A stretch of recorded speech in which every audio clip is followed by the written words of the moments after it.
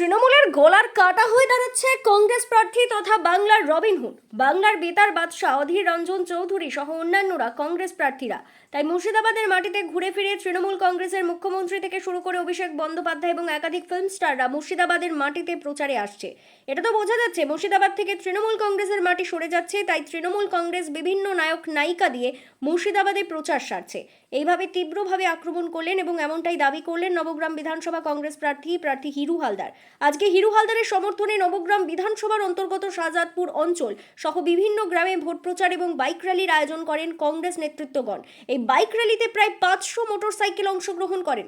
পাশাপাশি লক্ষ্য করা যায় গ্রামের রাস্তার দুই ধারে মানুষ দাঁড়িয়ে কংগ্রেস প্রার্থী হিরু হালদারকে ফুল মিষ্টিমুখ করিয়ে মালা উত্তরীয় পরিয়ে দোয়া এবং আশীর্বাদ করেন।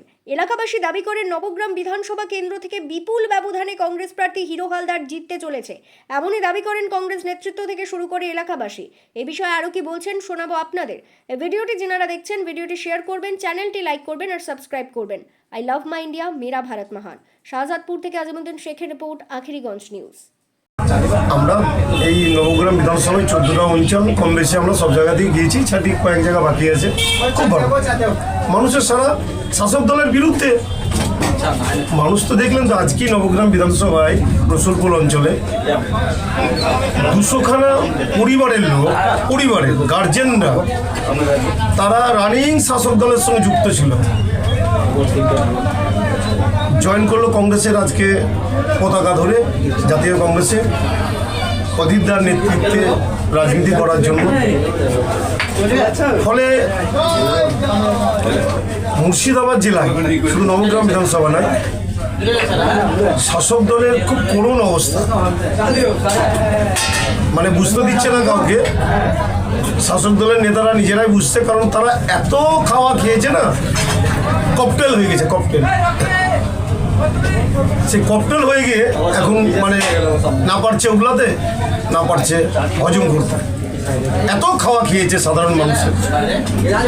ফলে সময় তো এসছে, এখন মানুষ তো ব্যালটের মাধ্যমে বুঝিয়ে দিল। আইন বিচার ব্যবস্থা কারো পৈতৃক সম্পত্তি নয়। সাধারণ এদিক ওদিক করে বিভিন্নভাবে দেখি হয়তো আইনকে গুমরা করার চেষ্টা করা হতে পারে, কিন্তু ভারতবর্ষের সংবিধানে এমনই বিচার ব্যবস্থা যে গণতন্ত্রের উপরে, মানুষের উপরে কোনো বিচার নেই। মানুষের সঙ্গে যখন অন্যায় হয় তখন বিচার ব্যবস্থা নড়ে চড়ে বসে। তাই হয়েছে, অন্যায় হয়েছে তো মানুষের উপরে। যাদের ভোট নিয়ে এমএলএ, যাদের ভোট নিয়ে এমপি, যাদের ভোট নিয়ে পঞ্চায়েত সমিতি চালাচ্ছে, তাহলে তাদেরগুলো রিজেক্ট করুক তো। কেন কোন হিসাবে ভোট বাদ করা হলো মানুষের? এসআইআর তো আগেও হয়েছে, এরকম তো হয়নি। আর যদি বাদ করা হলো এসআইআর, তাদেরকে কোথায় রাখা হলো? বিজেপির যে অপপ্রচার, ডিটেনশন ক্যাম্প হবে, হবে, বাংলাদেশ তাড়িয়ে দিবে, এসব ভাওতাবাজি। ভোট এসছে, এসব ভাওতাবাজি দিয়ে হিন্দু মুসলমান দুটোকে দুই ভাগে ভাগ করতে চাইছে। তা আর তো মানুষ হবে না। এই বাংলায় বেকারত্বের কথা হয় না, এই বাংলার যোগ্যদের চাকরির ব্যবস্থা হয় না। যখন যোগ্যরা চাকরির জন্য লড়াই করে পড়াশোনা করে তাদের ডিগ্রি অর্জন করেছে, তখন তাদেরকে বলছে ভাতা নাও, ভাতার লাইনে দাঁড়াও। এই তো বিচার ব্যবস্থা, এই তো শাসক দলের নীতি যে চাকরির বদলে ভাতা নাও আর চুপ করে থাকো, আমাকে ভোট দাও আর আমি লুট করি। এবং কেন্দ্র এবং বিজেপি উভয় মিলে চাইছে কংগ্রেস মুক্ত বাংলা। ফলে এই বাংলায় যতই দুর্নীতি হয়েছে শাসক দলের, বিজেপি কিন্তু কোনো পদক্ষেপ নিচ্ছে না শাসক দলের উপরে। এটা বাচ্চা বাচ্চা ছেলেরাও সব বুঝে গেছে। কেন নিচ্ছে না? মানে কংগ্রেসকে আসতে দেওয়া হবে না। তুমি যত দুর্নীতি করো এবং তুমি থাকো, আমি আছি। যত দুর্নীতি করবো করো, তোমার উপরে কিছু হবে না। 100 দিনের কাজ বন্ধ হয়ে যাবে। কোনো ব্যবস্থা আছে? এই মুর্শিদাবাদ জেলা অধীরদার নেতৃত্বে কাজ শুরু হয়েছিল সর্বপ্রথম এই বাংলায়।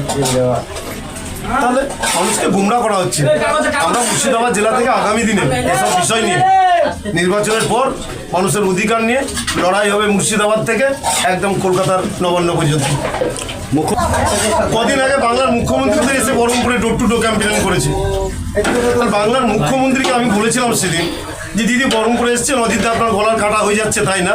আপনি ভেবেছিলেন যে লোকসভায় হেরে গেল, যাক কাটা আমার দূর হলো, কিন্তু লোকসভায় মোদির কাটা দূর হয়েছে, কিন্তু আপনি যেটা ভেবেছিলেন উল্টো হয়ে গেল। দিদি আর মোদি মিলে এই হিন্দু মুসলিমের খেলা খেলে এই 24-এ যে দাদাকে হারালো না ভোটে, হিন্দু মুসলিম খেলা খেলে কেউ হারিয়েছে। নিচে। এখন বুঝতে পারছে যে অধীর চৌধুরীকে হারিয়েও তো বাংলার দিদির কোনো স্থান নেই। কারণ এবারে আমাদের দাদা অধীর রঞ্জন চৌধুরী বহরমপুর বিধানসভার মানুষের ভালোবাসা, আশীর্বাদ, দোয়া নিয়ে ব্যাপক ভোটে জিতে বাংলার মুখ্যমন্ত্রী মমতা ব্যানার্জি গলার কাঁটা হয়ে বিধানসভায় যাবে, শুধু সময়ের অপেক্ষায়। কি ভেবেছে নাকি? শুভেন্দুকে তো পুশ করা বিজেপিতে, বাংলার মুখ্যমন্ত্রী মমতা ব্যানার্জি পুশ করেছে, বলেনি? এত দুর্নীতি কই? বিজেপিতে গেল আর ওয়াশিং মেশিনে পরিষ্কার হয়ে গেল। এসব খেলা মানুষকে কত খেলবে? গ্রামগঞ্জের মানুষকে বোকা বানাচ্ছে। তাই মুর্শিদাবাদ জেলা আমাদের ধর্মনিরপেক্ষ জেলা, এই জেলায় এসব সাম্প্রদায়িকের কোনো জায়গা হবে না। যুব সমাজ বুঝে গেছে, কিছু হোক চা না হোক, ধর্মনিরপেক্ষ জেলা আমাদের মুর্শিদাবাদ। এই জেলাকে ঠিক রাখতে গেলে জাতীয় কংগ্রেসকে দরকার, অধীরদাকে দরকার। সচেতন করছেন মানুষকে? মুর্শিদাবাদ জেলার সর্বধর্মের মানুষ সচেতন। কলঙ্কিত করা হয়নি এই মুর্শিদাবাদ জেলাকে। রামনবমীতে 24-এ দাদা নির্বাচনে হেরে যাওয়ার পরে শামসেরগঞ্জে দাঁড়িয়ে হয়নি, মুর্শিদাবাদকে টার্গেট করে বারবার বিজেপি আর টিএমসি দুজন মিলে কলঙ্কিত করেছে। এই মুর্শিদাবাদ জেলার মানুষের জন্য কি ভেবেছে? এতদিন সরকারে আছে, কি করে দিয়েছে? এখানে করেছে কিছু মুর্শিদাবাদ জেলার মানুষের জন্য? কোনো শিল্প করেছে? ও ভাতা নাও আর ভাতা নাও, কি মা? সে ভাতাটা দিচ্ছে কোথা থেকে? বাংলার মুখ্যমন্ত্রী সেটাও তো ধার করে দিচ্ছে। বাংলার রোজগারটা কোথায়? বাংলায় আমদানিটা কোথা থেকে হচ্ছে? সরকারের কোথায় ফ্যাক্টরি আছে? আপনি এই যে চায়ের দোকানটা করেছে, এ তো দুধ কিনে চা দিয়ে বিক্রি করে তবে রোজগার করছে, সংসার চালাচ্ছে। কিন্তু বাংলার মুখ্যমন্ত্রী একদিকে বলছে ভাতা নাও, আর একদিকে পুলিশকে বলছে ধর ফাইন কর। প্রতিটা জিনিসের উপরে চাপিয়ে দিচ্ছে। আজকে সাধারণ মানুষের জীবনযাপন চলা বেকায়দায় করে দিচ্ছে। সরকারের কোনো পদক্ষেপ আছে? সব কিছুতে দুর্নীতি। স্কুলের বাচ্চারা ঠিকমতো খেতে পায় না। খবর নিয়ে দেখুন ভালোভাবে, গ্রামগঞ্জের স্কুল বন্ধ হয়ে গেছে, শিক্ষা ঢকে উঠে গেছে। এদের কথা বলে না, বাংলার মানুষ পরিবর্তন চাইছে, পরিষ্কার করে।